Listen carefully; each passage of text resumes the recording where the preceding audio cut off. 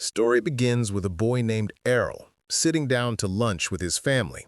His father can't help but look at him with surprise, wondering how his son can remain so calm. "I couldn't sleep at all thinking about what hero class you'll get," he admits. His mother chimes in with her own excitement, her voice cheerful and full of hope. Errol's sister beams with confidence, assuring the family that her brother will surely outshine every one of his classmates. Their mother even adds that Errol will probably draw the attention of countless girls with his charm. This, however, makes his sister worry, afraid that her precious brother might be taken away from her. But unlike his hopeful family, Errol quietly keeps his expectations grounded. In his heart, he thinks he'll just turn out to be another average boy. In this world, hero classes are sacred gifts bestowed by a higher being once children turn 10 years old. These blessings grant unique talents and specialized skills that shape the path of their lives. When the day of the blessing ceremony arrives, all the students gather in the school hall. A priest begins with the first child, placing his hand upon the boy's forehead. He instantly envisions flames and hammers, a sign of his blacksmith class. Overjoyed, he runs back to his father, pride shining in his eyes. One by one, the priest continues his ritual with the remaining children. When Errol's turn finally comes, his sister whispers with certainty that he'll receive a special blessing. With his family cheering, he steps forward. The crowd begins to murmur in envy, already assuming Errol will inherit something extraordinary since his parents, Farah, the sword princess, and Leon, the archmage, are both renowned. Errol closes his eyes, focuses his mind, and waits. But nothing happens. The priest falters, shocked, and finally announces what no one expected. Errol has no class at all. He is one of the rare cases, a classless hero. In an instant, the joyful expressions of his family collapse. Their excitement turns into disappointment, as if fate had scammed them. They whisper among themselves that his future is ruined, that he is destined to live as a talentless failure. The very next day, Errol is outside, practicing ordinary swordsmanship. His parents assure him that they won't cast him out of the house. Errol calmly tells them he's fine. He simply doesn't want to live as a freeloader. His sister promises that she'll support him no matter what. Looking at their worried faces, Errol reminds them that he has always trained with his mother in swordsmanship, so even without a class, he can still be useful. He even mutters that his mother is an awful teacher, since her incredible strength always sends him flying in practice. Hearing this, his mother smiles warmly, pleased that her son is so wise, while his father begins to think maybe he could even get a real job someday. Overwhelmed by all their fawning, Errol excuses himself and leaves to train. At the training grounds, he encounters two boys with the swordsman class dueling playfully. When they notice him, they sneer, asking what a classless boy like him is doing there. Errol simply replies that he has come to train, just like them. The boys laugh. After all, with their swordsman class, they don't even need to train. To mock him, they show off their smooth, skill-enhanced movements. Errol studies them carefully, impressed by their natural fluidity. Then, without hesitation, he asks if he can fight them. One of the boys bursts out laughing at his audacity, but Errol stands firm, saying, "I don't need a class." Insulted, the boy accepts the challenge, eager to put the classless child in his place. Before starting, he warns Errol to make sure his protection blessing is active, a temporary shield given to all at birth, which recharges when the user isn't hurt. Errol nods. He won't lose his life here. With rage burning, the boy charges at him. Yet to his shock, Errol parries the attack with ease. He dodges another slash, then locks blades with him in a parry. The second boy urges his friend to finish the match quickly, but the boy growls that Errol isn't easy to handle. Blow after blow, they trade parries, until frustration pushes the boy to cheat. He signals for his partner to join in. The second swordsman leaps in from behind, but Errol senses him and dodges at the last moment. Watching them stumble into each other, Errol realizes something important. Their class grants them strength, but not teamwork. Seizing the moment, he moves. In an instant, he vanishes from their sight and reappears beneath one of them, landing a powerful uppercut that knocks the boy unconscious. The other charges desperately, but trips over his fallen partner. Errol swiftly ends it, knocking him out as well. With both opponents on the ground, Errol calmly declares his victory. Enraged, the boys accuse him of striking while their guard was down and demand a rematch. Errol agrees without hesitation. But before they can begin, a sharp voice cuts through the tension.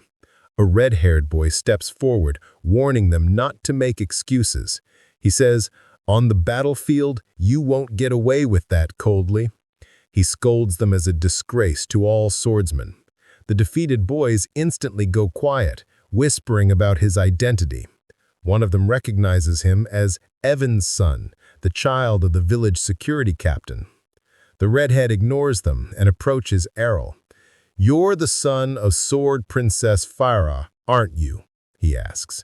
Errol nods. He acknowledges that his swordsmanship is solid, clearly learned from his mother, but reminds him that those he defeated were inexperienced children. He raises his blade, eyes sharp. "Fight me. I'll show you the true power of the swordsman class." The duel begins. Unlike the others, the redhead strikes carry weight and discipline. Their blades clash fiercely, sparks flying. The watching boys are stunned that a classless child can stand his ground. Yet Errol notices his opponent's flaw. His strikes, though strong, are fueled by anger. Waiting for an opening, Errol counters. But the redhead suddenly unleashes a technique, twin slice. His first slash is blocked, but the second cuts through, slamming Errol into a wall. Blood drips from the wound. For the first time, Errol loses his composure. "What was that?" he demands. The redhead smirks. "A swordsman class skill. A classless like you can't block it." Errol wipes his mouth and glares. "Then I'll practice until I can." His resolve only deepens, and for the first time, the redhead acknowledges his resilience. Days pass. At home, his sister tries to sneak a kiss to wake him up, only for him to push her away coldly. Their playful squabble continues through breakfast, but Errol remains focused. He spends his days outside training relentlessly. His sister doesn't understand why he pushes himself so hard after being beaten. Her mother gently reveals the truth, showing her a chest filled with broken swords, proof of his endless practice. The sight shocks her sister, but also fills her with admiration. Meanwhile, out in the forest, Errol trains harder than ever. He mimics the redhead's twin slice, and finally, his own blade splits the air with the same force. Smiling, he whispers that the pain was worth it. But suddenly, a goblin lunges from the bushes. Without hesitation, Errol slashes it down with twin slice. But his moment of triumph is cut short by a thunderous roar. A massive hobgoblin towers before him. He's ready to call for the village guards until a scream pierces the woods. The voice is familiar. Heart racing, Errol rushes towards it. He finds the red-haired boy, bloodied and cornered by the hobgoblin. There's no time to think. As the beast raises its club for the kill, Errol strikes from behind with his perfected twin slice. The monster collapses with a roar. Errol stands victorious, breathing hard, realizing he's finally mastered the footwork. The redhead stumbles into his arms, badly wounded and with his protection blessing shattered. Errol quickly offers him holy water, watching as his wounds vanish. The boy scowls, frustrated at Errol's strength, but can't deny his gratitude. "How did you learn that skill without a class?" he asks. Errol answers calmly. "Through endless training, timing, and footwork." "You were my teacher," he admits. "Every time you knocked me down, you helped me learn." The redhead, stunned, accepts his challenge for a rematch. The two raise their swords once more. Their twin slices collide, but this time, Errol adds something new. A third strike. The redhead gasps, Twin Slice has only 2 strikes. Not for me, Errol says. Without a class, I can mold my technique however I want. His 3rd slice lands, knocking the boy down. The redhead desperate to overcome him, but every time Errol adapts, his speed, his power, his cunning, overwhelming the boy. Finally, with his sword pointed at his rival, Errol declares this result was only to be expected. Defeated and frustrated, the redhead can only grit his teeth. Errol walks away, victorious. Days later, over dinner, Farah tells her son that Evan's boy has left for training in Bria. Errol tilts his head curiously. "What's Bria?" Her mother smiles gently. "The city of swords. I once trained there before I married." Errol's eyes widen with excitement. A place where he could truly grow stronger. 5 years had passed. Now, older and more determined, Errol journeyed toward Brea City in a carriage. As the vehicle trundled along a forest path, the driver informed the passengers that after climbing the next hill, they would reach Bresta. Among them, a woman riding the carriage asked if everyone was headed to the same destination.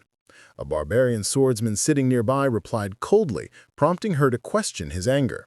He pointed at her revealing outfit, and she quickly explained that minimal clothing suited her dual swordsman class. The 2 swordsmen immediately clashed verbally, their pride sparking a heated argument. The carriage driver, observing them, mused on the destructive potential of their advanced classes. Suddenly, his musings were cut short. He slammed the brakes as a horde of wild orcs blocked the path. Panic swept through the carriage. The driver urged the 2 swordsmen to prove their worth, but the earlier bravado vanished. Fear overtook them as the Orc King rose menacingly before them. But Errol, calm and resolute, stepped forward and charged into the Orc horde. He tore through the enemies with unparalleled precision, displaying the blink-dash skill that left the driver awestruck. When the orcs surrounded him, the driver assumed Errol was trapped, but then, in a whirlwind of motion, Errol spun in a tornado of blades, cutting down every orc in his path. The driver instantly recognized the signature technique, the legendary Sword Princess's blade dance. Shocked, he wondered how Errol, a boy, could wield a skill meant for a female class. Errol leapt over the Orc King, evading its heavy weapon, and drove his sword into the creature's skull. The beast crumpled lifelessly to the ground. Returning to the carriage, Errol asked the driver to take him to Brea, expressing his desire to grow stronger. The driver, impressed, remarked that Errol was already overwhelmingly powerful.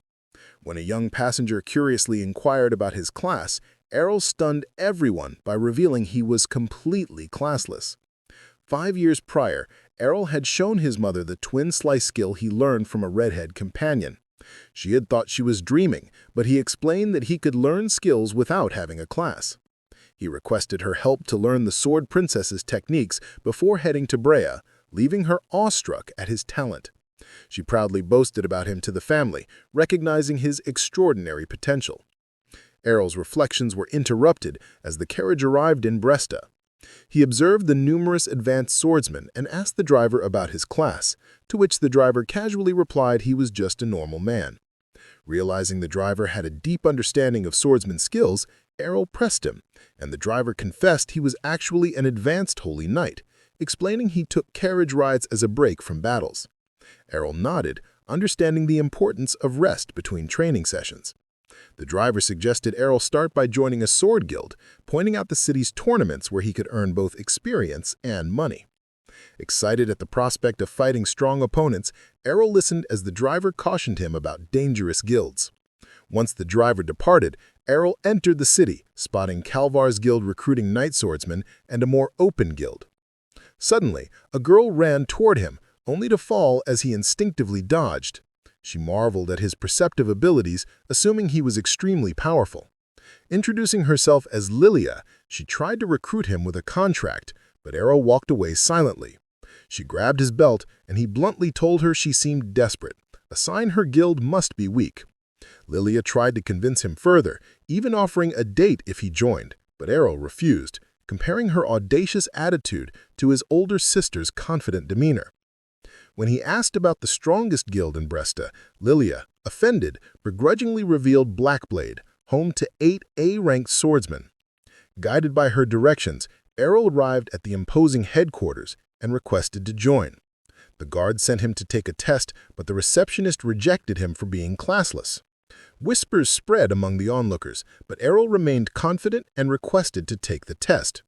The receptionist refused, and Errol realized he would have better luck elsewhere. After repeated rejections, Errol felt discouraged. He remembered the letter of recommendation from his mother for her old guild and understood she had foreseen these difficulties. Deciding to visit her mother's guild, Errol ignored Lilia's persistent pleas and outrageous offers, leaving her embarrassed in front of the townsfolk. Finally reaching the guild, Lilia caught up and welcomed him in, explaining their guild's large but weakened state. She introduced him to her father, the former dual swords king, who was now a drunkard with a missing arm and intended to shut down the guild. Despite the guild's sorry state, Errol decided to join, knowing the bigger guilds would have rejected him anyway. As he prepared to sign the contract, Lilia realized Errol was classless. He proved it with his class certificate, causing her to react violently. But another woman entered, Rihanna. Lilia introduced her, and Rihanna recognized Errol. They shared a childhood sparring history. Rihanna, daughter of Captain Evans, expressed disbelief at his growth, and Errol recalled fighting a redhead boy. Lilia challenged Errol to a rematch with Rihanna at the guild's training grounds. Rihanna initiated with Twin Slice, and although Errol initially thought he could easily defend, her attack bypassed him, thanks to her heavy sword and brute swordsman enhancements. Errol acknowledged her progress and realized he couldn't continue head-on. Using shadow techniques and counters learned from his mother, Errol ultimately defeated Rihanna. Though Lilia was shocked, she declared Errol the victor. Rihanna, frustrated, cried even despite his praise. Lilia comforted her, bewildered at her reaction. With Rihanna taken care of, Lilia happily welcomed Errol into Dragonfang Guild. Errol learned the guild was in debt, and Lilia confided they could clear it if they won an upcoming tournament, although they were underpowered with just 3 members against teams of 5. Errol, excited by the challenge, looked forward to facing stronger opponents, the exact reason he had come to Brea in the first place. And so the stage was set for Errol's next adventure, where skill, strategy, and strength would determine the fate of Dragonfang in the trials ahead.